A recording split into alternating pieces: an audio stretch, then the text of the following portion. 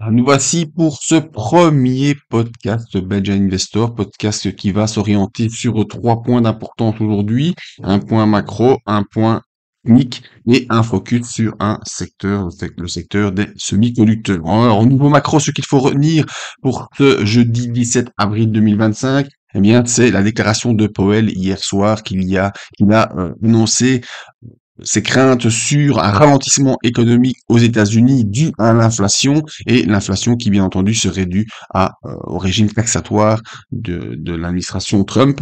Au niveau européen, eh bien, on a aujourd'hui la BCE qui va probablement nous annoncer une baisse des taux de 0,25%, mais ce n'est pas le plus important. Le plus important sera d'écouter le discours de Lagarde, de voir ce qu'elle pense de la situation actuelle au niveau européen. Au niveau technique, les graphiques sont toujours baissiers sur les indices boursiers, euh, également sur le pétrole, mais le pétrole, on constate un léger ralentissement pour le moment. Il devra confirmer si ce ralentissement peut être précurseur d'un futur rebond ou pas.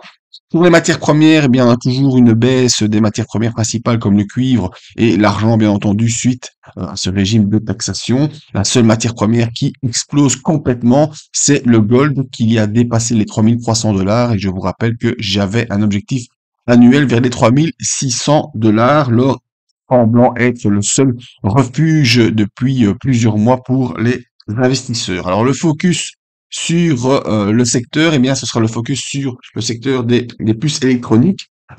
Hier, ASML nous a annoncé ralentissement au niveau de ses commandes. Donc ASML qui est une valeur européenne qui, au niveau graphique et au niveau confiance des investisseurs, va de moins en moins bien depuis plusieurs mois. Même si je sais que certains d'entre vous sont confiants dans cette valeur, bien voilà, force est de constater qu'actuellement, ce n'est vraiment pas la bonne tendance dans laquelle il faut s'orienter.